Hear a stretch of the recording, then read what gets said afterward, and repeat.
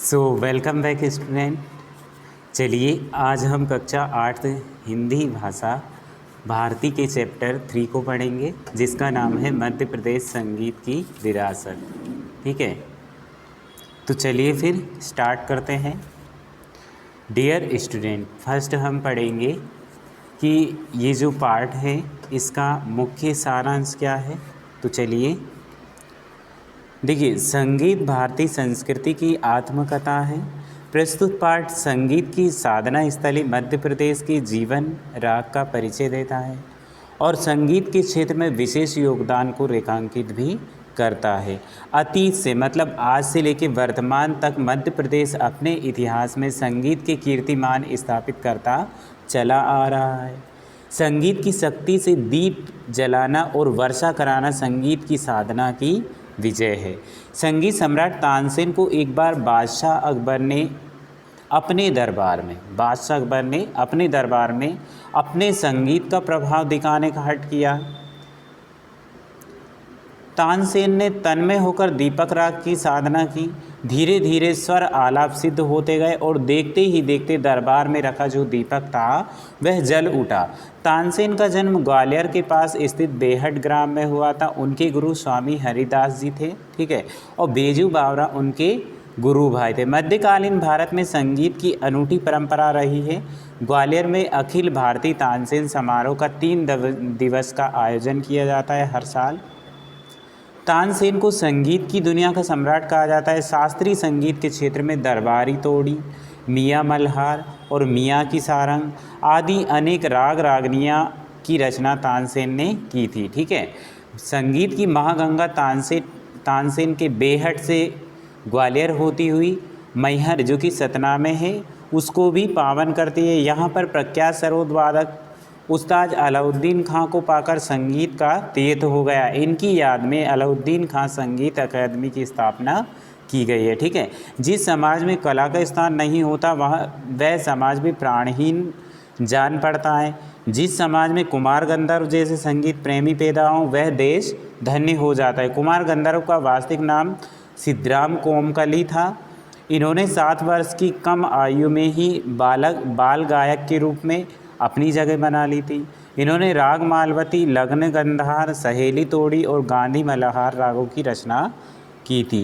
इन्हें पद्म भूषण, पद्म विभूषण, कालिदास सम्मान और शिखर सम्मान से भी विभूषित किया गया। संगीत की शास्त्रीयता जहाँ साधना को महत्व देती है वहीं उसकी मधुरता आत्मिक शांति और जीवन जीने की उमंग भी उत्पन्न करती है। संगीत जब साधारण को प्रभावित करने लगता है तब उसका सामाजिक महत्व बढ़ जाता है। इस संदर्भ में ए मेरे वतन के लोगों गीत भुलाया नहीं जा सकता। इसे सुनने वाले व्यक्ति की आंखों में आंसू और हृदय में राष्ट्र के प्रति अगाध प्रेम उमड़ पड़ता था। इसे स्वर कोकिला लता मंगेशकर जी ने गाया था, जो मध्य प्रदेश के इंदौर में जन्मी थी। लता जी ने हर भाव, हर धर्म और हर भाषा में गीत गाए। कहते हैं इनके गले में स्वयं सरस्वती विराजमान है, ऐसा सुना है। इन्हें देश के सर्वोच्च नागरिक सम्मान भारत रत्न से भी सम्मानित किया। इसके अलावा इन्हें दादा साहब फाल्के, पद्म भूषण एवं पद्म विभूषण आदि पुरस्कार भी प्रदान किए गए हैं। संगीत और मध्य प्रदेश एक दूसरे के पूरक लगते हैं। संगीत का वट वृक्ष यहाँ मध्य प्रदेश में स्वर प्रेमियों को छाया और सहृदय जनों को सुरभि प्रदान कर रहा है। ठीक है, चलिए अब चैप्टर पढ़ते हैं हम।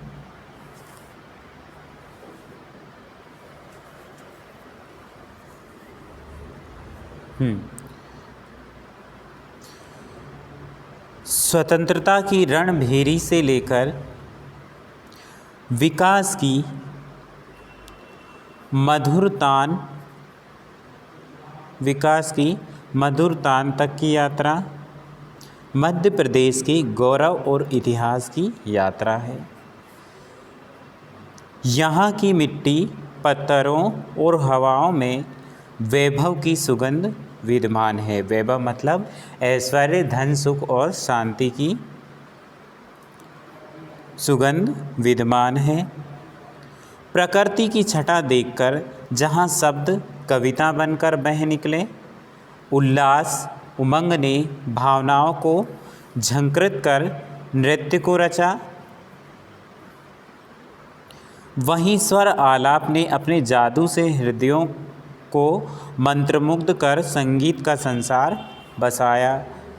आराधना, साधना और प्रार्थना ने संगीत को संजीवनी बनाया। अतीत से वर्तमान तक मध्य प्रदेश अपने इतिहास में संगीत के कीर्तिमान स्थापित करता चला आ रहा है। संगीत की शक्ति से दीप जलाना और वर्षा कराना संगीत की साधना की विजय है। तो देखिए, संगीत की उत्पत्ति व शक्ति के बारे में इसमें कहा गया है कि प्राकृतिक सुंदरता को देखकर कवि के मन से जो शब्द निकलते हैं वह कविता का रूप ले लेते हैं।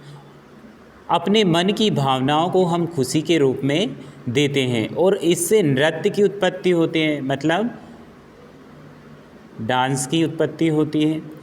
ऐसे ही जब स्वर आलाप अथवा स्वर और लय का कविता में वाचन शुरू हुआ तो इसे संगीत की आवश्यकता अनुभव हुई। संगीत के कारण ही कविता हृदय को आनंद विभोर कर देती है और संगीत युक्त संसार बनता है। लेखक कहता है कि संगीत को नया रूप पूजा, साधना और प्रार्थना ने दिया है। जब हम ईश्वर भजन करते हैं तो संगीतबद्ध होने के कारण यह आराधना और सुंदर रूप ले लेती है। अतीत से लेकर आज तक मध्य प्रदेश ने अनेकों कीर्तिमान संगीत के क्षेत्र में स्थापित किए हैं। संगीत इतना प्रभावी होता है कि रागों से दीपक जल जाते हैं। सोचो, रागों से दीपक जल जाते हैं और जब चाहे वर्षा हो जाती है। संगीत की साधना से ही सफलता प्राप्त होती है। ठीक है, चलिए आगे पढ़ते हैं। संगीत सम्राट तानसेन को कौन नहीं जानता।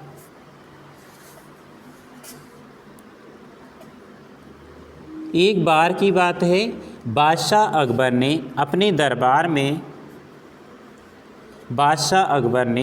दरबार में तानसेन से अपने संगीत का प्रभाव दिखाने का हठ किया। तानसेन ने तन्मय होकर दीपक राग गाने की साधना की। धीरे धीरे स्वर आलाप सिद्ध होते गए, मतलब तानयुक्त स्वरों में आरंभिक धुन प्रदर्शन, ठीक है, जिसे क्या कहते हैं, आलाप सिद्ध होते गए और देखते ही देखते दरबार में जो दीपक रखे थे वह जल उठे। ठीक है, 16वीं सदी के महान गायक तानसेन का जन्म ग्वालियर के पास स्थित बेहट ग्राम में हुआ था। तानसेन का जन्म कहाँ हुआ था? ग्वालियर स्थित बेहट ग्राम में। ठीक है, स्वामी हरिदास उनके गुरु थे, किसके? तानसेन के, एवं बेजू बावरा इनके गुरु भाई थे। बेजू बावरा क्या थे? इनके गुरु भाई। मध्यकालीन भारत में संगीत की अनूठी परंपरा रही है। यह परंपरा ग्वालियर घराने से प्रारंभ हुई है। ग्वालियर के राजा मान सिंह तोमर ध्रुपद, जो कि एक गान होता है, उसके प्रणेता यानी कि रचयिता और संगीत प्रेमी थे। ग्वालियर मध्य प्रदेश में अखिल भारतीय तानसेन समारोह का 3 दिवसीय आयोजन किया जाता है। कहाँ किया जाता है तानसेन समारोह का आयोजन? ग्वालियर में। कितने दिनों का होता है ये? 3 दिनों का। ठीक है, यह आयोजन संयुक्त रूप से समाधि स्थल ग्वालियर और उनके जन्म स्थान बेहट में किया जाता है, जहाँ पे तानसेन का जन्म हुआ था। ठीक है, चलिए, तानसेन संगीत की दुनिया के सम्राट कहे जाते हैं। शास्त्रीय संगीत के क्षेत्र में दरबारी तोड़ी, मियाँ मल्हार और मियाँ की सारंग आदि अनेक राग रागनियों की रचना तानसेन ने की थी। ठीक है, तानसेन ने संगीत की जो तान छेड़ी वह आज भी हमारी धड़कनों में बसी है। उनकी उपलब्धियाँ सृजन, यश मतलब रचना या फिर ख्याति, रचना ख्याति के रूप में आज भी जीवंत मतलब आज भी उपलब्ध हैं। संगीत की महागंगा तानसेन के बेहट से, जहाँ से जन्म स्थान था, वहीं से ग्वालियर होती हुई मैहर, जो कि सतना में है, मैहर को भी पावन करती है। मैहर की शारदा भवानी का पुण्य तीर्थ प्रख्यात संतूर वादक उस्ताद अलाउद्दीन खां को पाकर संगीत का तीर्थ हो गया। ये क्या थे? विख्यात सितार वादक थे। कौन थे? उस्ताद अलाउद्दीन खां। ये कहाँ के थे? मैहर के, जो कि सतना में है। संतूर की खनक से उत्पन्न गीतों की सुरमय ध्वनियाँ आज भी उस्ताद की याद दिलाती हैं। ठीक है। विदेशों तक अपने संगीत की पताका मैहर बैंड के माध्यम से आज भी फहरा रही है। किस नाम से फहरा रही है? मैहर बैंड। इनकी स्मृति में, मतलब इनकी याद में, अलाउद्दीन खां संगीत अकेदमी की स्थापना की गई है। ठीक है। ऋषि मुनियों और साधकों की हजारों वर्षों की तपस्या एवं परिश्रम का प्रतिफल है संगीत। क्या है? संगीत। कहा जाता है कि जिस समाज में कला का स्थान नहीं होता है वह समाज भी प्राणहीन हो जाता है। ठीक है। जिस समाज में कुमार गंधर्व जैसे प्रेमी पैदा हो जाते हैं वह देश धन्य हो जाता है।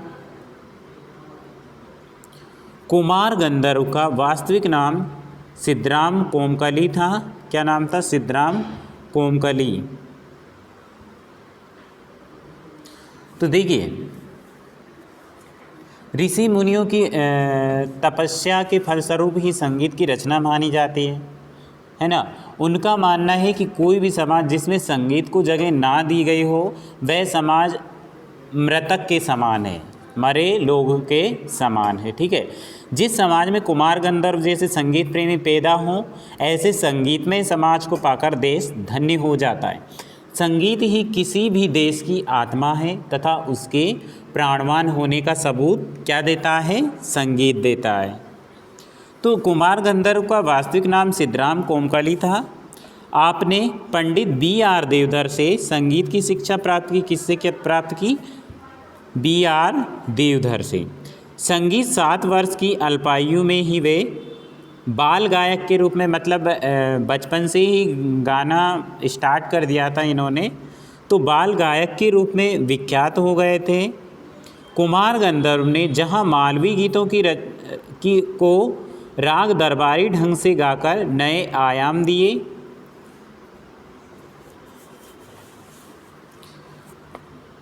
वहीं सुर तुलसी, कबीर और मीरा के पदों को गाकर उन्हें जन सामान्य तक सरिता के माध्यम से प्रेषित किया, यानी कि भेजा गया है। ठीक है।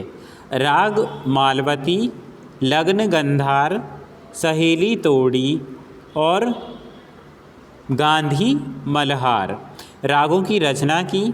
अनुप्राग विलास नामक पुस्तक लिखकर संगीत प्रेमियों को संगीत की भी सीख दी। संगीत सेवा हेतु आपको पद्म भूषण, पद्म विभूषण, कालिदास सम्मान और शिखर सम्मान से विभूषित किया गया। देवास में, जो कि मध्य प्रदेश में है, देवास में हर साल प्रतिवर्ष कुमार गंधर्व संगीत समारोह का आयोजन किया जाता है। कुमार गंधर्व संगीत समारोह का आयोजन कहाँ किया जाता है? देवास में, जो कि मध्य प्रदेश में है। ठीक है। चलिए टेस्ट रन करें।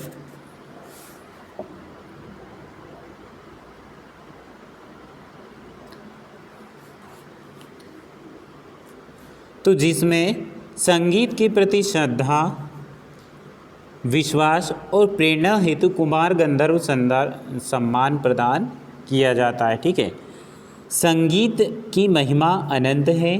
संगीत की शास्त्रीयता जहाँ साधना को महत्व देती है, वहीं उसकी मधुरता आत्मिक शांति, जीवन जीने की उमंग उत्पन्न करती है।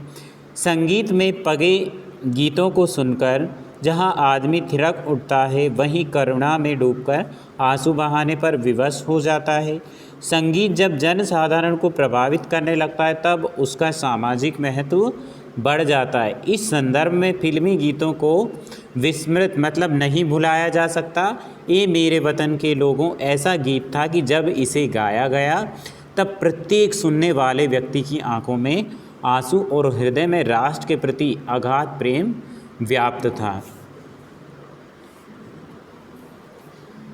इस गीत को इतने प्रभावशाली ढंग से गाया गया है कि स्वर कोकिला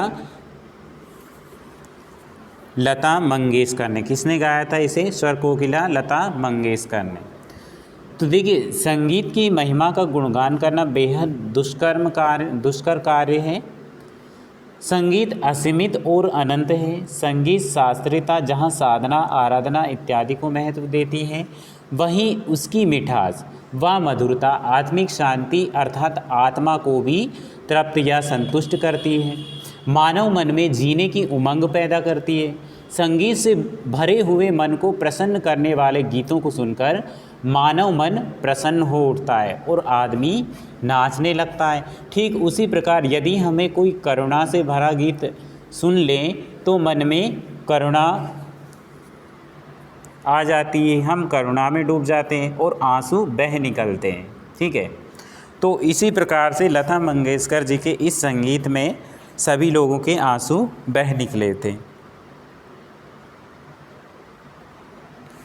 मध्य प्रदेश के इंदौर नगर में जन्मी लता मंगेशकर ने गायन की यात्रा 1947 से आरंभ की। उन्होंने हर भाव, धर्म और भाषा के गीतों में अपने स्वरों को संजोया, इसलिए वे समूचे मतलब वे संपूर्ण राष्ट्र की गायिका बन गई। कहते हैं कि इनके गले में स्वयं सरस्वती माँ विराजमान है। तभी तो आयु के इस पड़ाव में मतलब उनकी उम्र ज़्यादा हो चुके फिर भी उनके गायन में अभी तक भी आकर्षण है, यानी कि खिंचाव है। तो यह उनकी संगीत की साधना और निरंतर तपस्या का फल है। वे अपनी दिनचर्या के प्रति सदैव सचेत रहती हैं। उनकी इच्छा शक्ति ही उनकी सफलता का मूल मंत्र है। लता जी को देश के सर्वोच्च नागरिक सम्मान भारत रत्न से सम्मानित किया गया। ठीक है, उनको दिया गया उनको प्रदत्त अन्य पुरस्कारों में दादा साहब फाल्के, पद्म भूषण एवं पद्म विभूषण प्रमुख पुरस्कार हैं।